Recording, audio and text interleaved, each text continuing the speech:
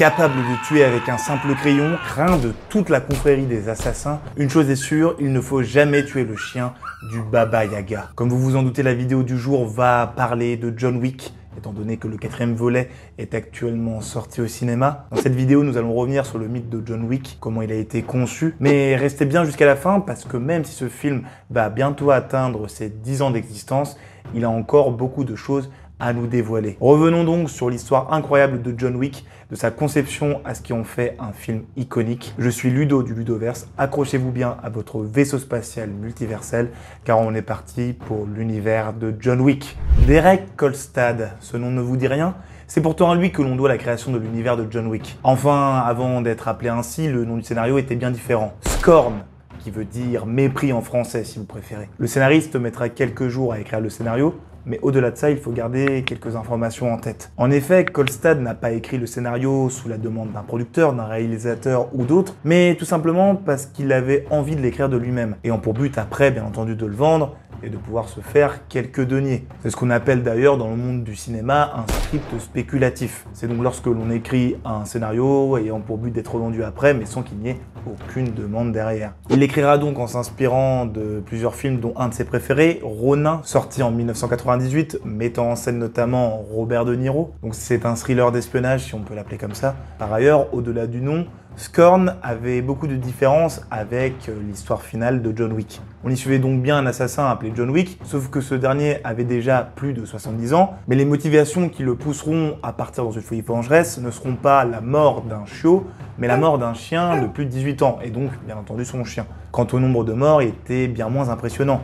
Une douzaine dans Scorn, alors que dans John Wick 1, on est à près de 90. Un gap significatif, me direz-vous. Mais peu importe, on y reviendra un peu plus tard. Le script plus ou moins finalisé, il fallait trouver quelqu'un pour l'acheter. Beaucoup de compagnies de production voulaient en faire l'acquisition. Au final, c'est une société de production appelée Thunder Road qui réussira à l'acheter. Non pas parce qu'elle aura fait une proposition monétairement parlant incroyablement élevée, ayant d'ailleurs fait l'offre la plus basse, mais parce que la société de production voulait lancer le film le plus rapidement possible. Par ailleurs, Basil Iwanik, qui est le propriétaire de cette société de production, sera tombé sous le charme de ce script pour des raisons très intéressantes, je pense. Il avouera que c'est la simplicité du propos du futur John Wick qu'il trouva fascinant, et principalement le fait que tout le monde puisse s'identifier. Il dira lors d'une interview que même les personnes qui n'étaient pas intéressées par un film d'action pouvaient donc s'y retrouver. J'essaie de vivre ma vie, de m'occuper de mes affaires, ma femme ou mon mari ou quelqu'un d'autre que j'aime me donne quelque chose avant de mourir, et cette chose m'est volée par un groupe de connards. Oui, j'ai envie de rendre les coups. Il y avait quelque chose de vraiment simple derrière tout ça. Et Wanik ayant acquis les droits, il fallait désormais qu'il trouve quelque chose à faire avec son nouveau bébé. Il entendait parler de Keanu Reeves, qui cherchait bien entendu un rôle dans un film d'action, mais même si le personnage de John Wick à l'origine était beaucoup plus vieux, Kolstad voyait d'ailleurs Harrison Ford ou Clint Eastwood dans le rôle titre, mais néanmoins Iwanik décida quand même d'envoyer le scénario à Reeves, qui l'adora. Keanu sera ensuite choisi et Kolstad et ce dernier décideront donc de remanier le script pour qu'il s'adapte à un personnage beaucoup plus jeune. Enfin, afin de l'adapter à Keanu Reeves lui-même. Donc la société de production a été trouvée, l'acteur principal aussi, il ne restait plus qu'à trouver les réalisateurs pour qu'on ait vraiment tous les points les plus importants de valider. Thunder Road proposera donc plusieurs candidats, mais le problème avec la majorité d'entre eux, c'est qu'ils passaient totalement à côté de l'idée même du film.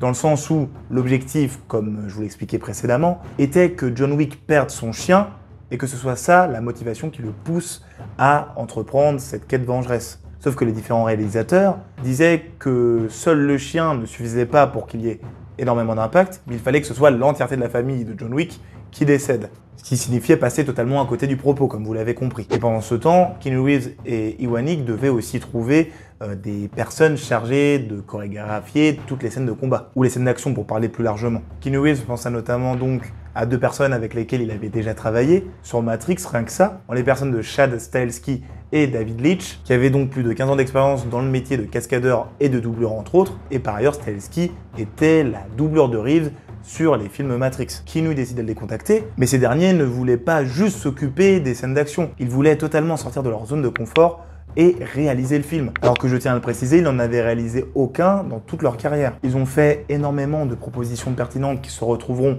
dans la version finale de John Wick, dont le fait d'augmenter considérablement le nombre de morts, et au lieu d'avoir un chien vieux, d'en faire un chiot qui rajoutera un impact émotionnel beaucoup plus important. Comme vous l'avez compris, les deux réalisateurs auront totalement capté l'essence même de John Wick. Et c'est sans surprise que ces derniers seront sélectionnés pour réaliser le premier volet des aventures de John Wick. Voilà, vous avez les points les plus importants concernant la conception du film John Wick.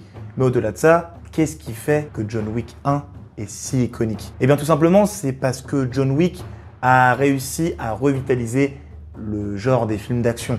Il n'y avait pas eu de film d'action innovant depuis Taken, sorti en 2008, et avec les suites qui n'étaient pas forcément ultra folles, si on peut dire, le genre des films d'action commençait à manquer d'inventivité. Et pourtant John Wick, avec un budget ultra faible, à peine 20 millions de dollars, réussira à briser les codes, et cela de différentes manières. Avant toute chose, le personnage principal ne parle quasiment pas, et est pour autant iconisé. Et quand je parle de perso principal, je parle bien entendu de John Wick, ou plutôt même de Keanu Reeves, parce qu'on n'arrive plus à faire la distinction des deux. À l'image des films de Jackie Chan, que le spectateur ne va pas voir forcément pour l'histoire globale, mais tout simplement parce que Jackie Chan fait lui-même ses scènes de combat et ses cascades.